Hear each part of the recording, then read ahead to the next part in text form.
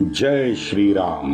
योगेश अनंत काले सभी सुनने वालों को प्यार भरा नमस्कार। मित्रों, अगर मेरा कंटेंट आपको अच्छा लगता है तो लाइक, शेयर और सब्सक्राइब ज़रूर करें, हमें यूट्यूब पर जिंदा रखें।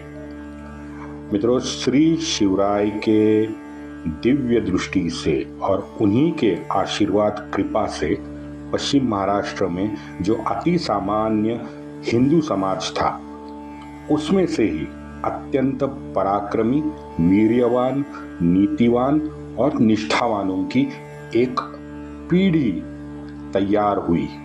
नागपुर का कोई नामो निशान यहाँ पे नहीं था। इनफैक्ट मुगलों का तो बुरहानपुर एक प्रमुख शहर रहा है 150-200 साल से। नीचे अगर छत्तीसगढ़ हम जाते हैं तो वहाँ पे तो गोंड राजा थे, जो मैंने लास्ट एपिसोड में आपको बताए हैं। इन्हीं पश्चिम महाराष्ट्र के जो सामान्य हिंदू महापुरुष थे ना, उनमें से ही एक थे हिंगणेकर। विजयादशमी के बाद ये शूरवीर योद्धा बन जाते थे और जब वर्षा ऋतु आता था तो किसान बन जाते थे। हिंगणेकर भोसले वंश की अत्यंत शानदार शौर्य कथा है। जगह जगह पर मैंने वो सुनाई भी है। शाहू महाराज के समय में इनको अपने स्वकर्तृत्व से जो ऐश्वर्य प्राप्ति हुई ना, उससे हमारे रघु जी की बुद्धि पूरी की पूरी भ्रष्ट हो गई। रघु जी के तुच्छ लालसा ने राष्ट्रहित, समाज हित और अंतिमतः स्वहित को भी रघु जी भुला बैठा। अब देखिए ना, रघु जी के निधन के तुरंत बाद अगर हम देखें तो उसके तीनों पुत्र आपस में सत्ता संघर्ष कर बैठे हैं। हाँ? अगर ये सब अपने पराक्रम को, वीरता को योग्य दिशा दिखाते, हिंदू स्वराज्य को वर्धिष्णु करने में अपना योगदान दे पाते, तो क्या पता भविष्य में आने वाली जो उनकी पीढ़ियां थी, उनमें से कोई एक छत्रपति भी बनता, हमें नहीं मालूम। बिहार बंगाल में निष्क्रियता दिखाई, वो मैंने आपको सुनाया। प्लासी हो गई, वो भी हमने देखा। लेकिन इनकी भोसलों की निष्क्रियता दिखाने से पूरे भारत का इतिहास बदल डाला है, इसमें कोई दो राय नहीं। मराठों के घोर विरोधी निजाम से हाथ मिलाकर जानोजी पुणे हमले तक की सोच रखने में आगे बढ़ गया। देखो, वहां अंग्रेजों ने मीर कासिम जैसे कर्मठ और आत्मसम्मान मोमिनों को परास्त किया। अब वो निर्वासित बन के वो बाद में गोहद में उसने शरण ले ली। उसने, मीर कासिम ने भोसलों से आर्जव किया था, पत्र भेजे थे कि भाई साहब, ये आपका सुबह है, आज इस घड़ी में आपकी मदद हमें जरूरी है। दूसरा, माधवराव ने कर्नाटक आने का उसको आदेश दिया था। अब मैंने बताया है कि 20 सितंबर 1764 का माधवराव का जानोजी को एक पत्र है। अत्यंत क्षुल्लक कारण का हवाला देते हुए भोसले अपने नागपुर के घर में ही पड़ा रहा। बताइए, आगे आइए, राक्षस भुवन को देखिए। राक्षस भुवन में तो ऐन वक्त, ऐन मौके पे भोसलों ने अपना मुंह फेर लिया था। अब मजाक देखो, 1765 में जब विदर्भ पर हमला, वो निजाम के एक सरदार थे मोरोधोंडो जी ने विदर्भ पर 65 में हमला कर दिया। मोरोपंत धोंडा जी ने लज्जास्पद रीत्या जानोजी को पराभूत किया और तभी निर्लज्ज होकर निजाम ने भी पेशवा की मदद की गुहार लगाई थी, क्योंकि राक्षस भुवन की संधि थी और राक्षस भुवन के संधि के अनुसार पेशवा निजाम को एक दूसरे की मदद करनी थी। यहाँ पे भी अब दादा बीच में आ गया। लेकिन माधवराव तो वचनबद्धता मानने वाला व्यक्ति था। नागपुर में बैठकर सिर्फ बड़ी बड़ी बातें करना और विरोधी निजाम हैदर से, दादा से मिलके संघ बनाने की डिंगे ये जानोजी हमारा हाँकता रहा। मुझे प्रॉब्लम वो नहीं है क्या बोलता था, उसकी सोच देखिए कैसी थी।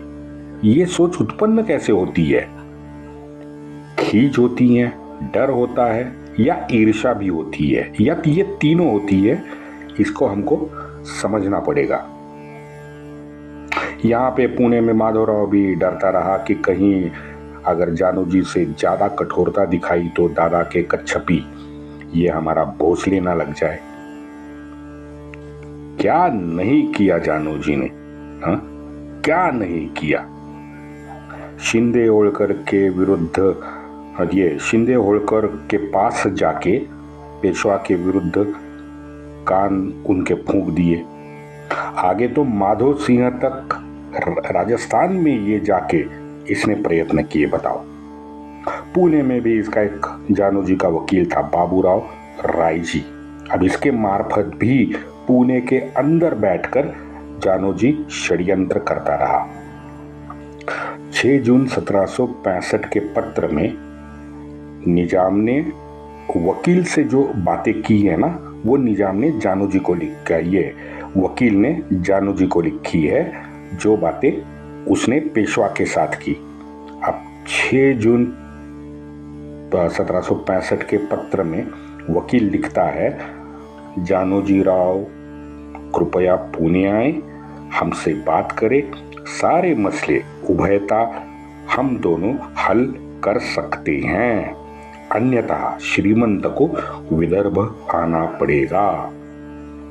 फिर अर्थवा साधयेत देह न पातयेत, यही होगा और दूसरा क्या हो सकता है? हाँ, जो होगा बाद में देखा जाएगा। अब इस बाबूराव राय जी के सीधे शब्दों से जानोजी नागपुर में हड़बड़ा गया। उसने अपने उत्तर में सारा दोष अपने सल्लागार देवाजी पंत दरबारी पर लगा डाला। वस्तुतः मित्रों, जानोजी को पुणे आके पेशवा के सामने हाजिर होना चाहिए था। सारे गिले शिकवे आमने सामने बैठ के निपटा था, उतने तो बड़े तो है नहीं। लेकिन भाई साहब के मन में दुष्टता का जो भाव था ना, उससे फिर शब्दों का खेल खेलकर उस निभाने की आदत जानोजी को जो लगी थी, उस आदत ने पुणे जाने से जानोजी को रोका है, ये मेरा मानना है।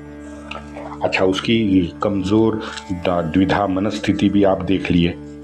हाँ ना करते करते करते पूना जाने के लिए जानोजी गोदावरी तक आ गया। बताओ, लेकिन गोदावरी तट पे उसको खबर मिली कि पेशवा विदर्भ पे हमला करने वाला है।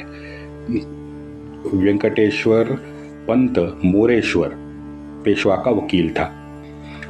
वो नागपुर के दरबार में ही बैठता था, जो उस वक्त का चाल चलन था। हर एक राजा का एक वकील दूसरे राजा के दरबार में बैठता रहता था। अब पेशवा विदर्भ पर हमला करने की खबर जानोजी को मिली तो वो लौट के फिर विदर्भ लौटा। जानोजी का कारभारी, मेन तो कारभारी उसे नहीं कहेंगे, उसे तो गुरु ही कहेंगे, देवाजी पंत। वो जो मैंने, आपको याद होगा 1-1.5 महीने पहले मराठे शाही के 3 शहाणे, ये 3 जो शहाणे थे ना, उनके बारे में आपको बताया था, आपको याद होगा। ये वही देवाजी पंत है, अति बुद्धिमान, अति चालाक। हाँ? अब इस देवाजी पंत का लगाव पहले दिन से राघोबा दादा के साथ था, ये तो मैंने बार बार बताया आपको। और पुणे और पेशवा, ये दोनों के प्रति उसके मन में द्वेष भाव रहा है। और इस मामले में जानोजी देवापंत और देवाजी पंत में एकमत होना बहुत स्वाभाविक है। कट कपट, षड्यंत्र, कारस्थान, हाँ, ये करने में भाई बहुत समय जाया होता है, ये मैंने पूरे इतिहास में सीखा है कि आप अगर कट कपट कारस्थान करोगे ना तो आपका समय जाया होगा और बहुत ज्यादा समय जाया होगा। ये ना करो, समय को सीधे रास्ते ले चलो, समय आपका आप नहीं गवा सकते। अच्छा, और एक चीज 65 में हुई। महादजी का वकील अचानक नागपुर पहुंचा। अब नागपुर पहुंचा तो अफवाहों का बाजार देवाजी पंत ने गर्म कर दिया। ये शुद्ध देवाजी पंत की राजनीति थी। वो आपने पोर्कियों को देखा ना, पोर्कियों ने भी सऊदी एमबीएस के साथ संधि कर ली। उसकी बॉम्ब ज्यादा उन्होंने मारी, हुआ तो कुछ नहीं। अच्छा, यही वक्त है कि दादा भी उत्तर अभियान जाने वाला था। तभी हैदराबाद के निजाम का एक भाई था, मीर मुगल। अब मीर मुगल यानी रुकनुद्दौला, ये रुकनुद्दौला हैदराबाद में कारोबार संभाल रहा था उस वक्त। अब उसको पत्र भेज के माधवराव ने जानोजी से मदद करने के लिए उसको रोक दिया था। अब 7-8 महीना तकरीबन मित्रों ये खेल राजनीति का चलता रहा। आखिरकार फिर 13 अक्टूबर 1765 यानी अश्विन माह के आखिर में पेशवा पुणे से निकला है। भोसले ने निजाम के प्रदेश में जाकर पैसे की उगाही की थी। ये कारण पर्याप्त था हमला करने के लिए, क्योंकि कायदे से निजाम की मदद पेशवा को करनी थी और यही वचनबद्धता निभाते हुए हमारा पेशवा पुणे से निकला था। दादा तब तक उत्तर की ओर निकल चुका था। आखिरी बार, फिर भी आखिरी बार जानोजी को समझाने के लिए एक रामाजी बल्लाळ गुणे इस नाम के वकील को माधवराव ने जानोजी की तरफ भेजा।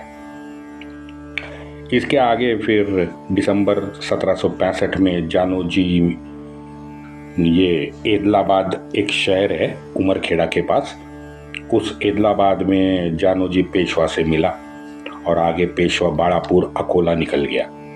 बाड़ापुर अकोला से नजदीक निजाम और पेशवा, इनकी संयुक्त फौज ने मित्रों तबाही मचाई। ये सारा क्षेत्र नागपुर भोसले के अंडर आता था।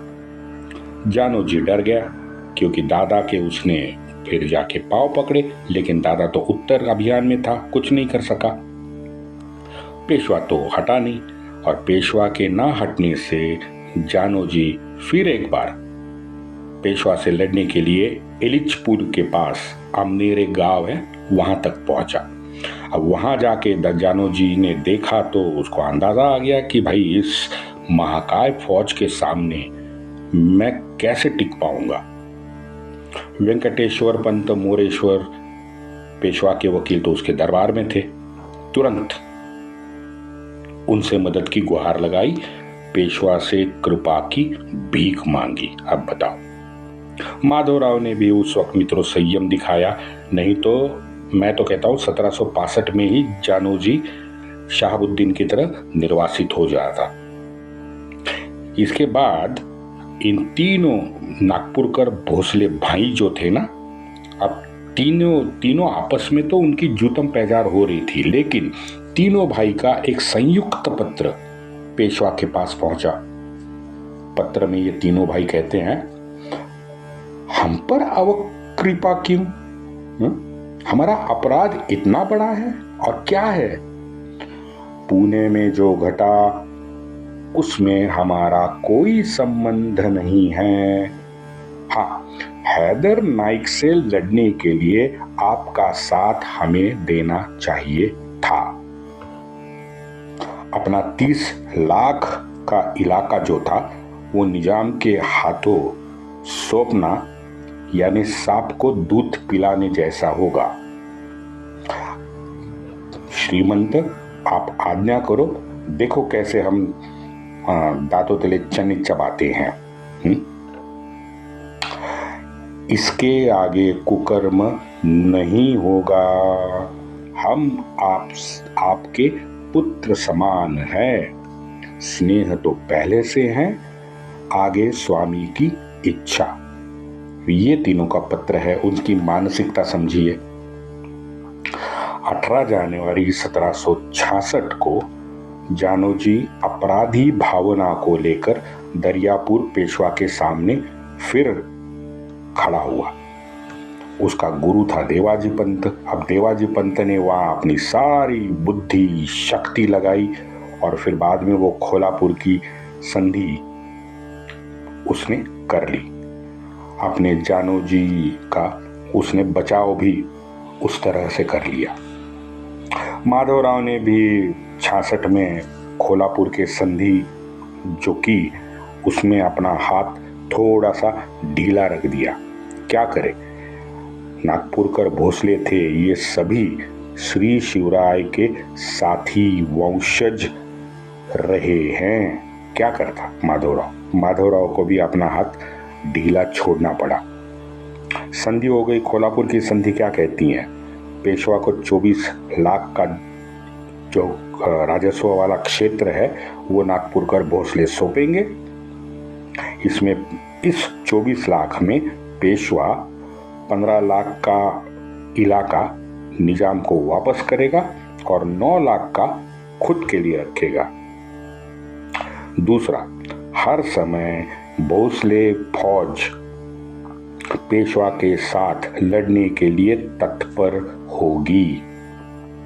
ये सारा विस्तृत वृत्तांत राघोबा दादा ने होळकरों को लिखा है। देखते हैं कल। वंदे मातरम।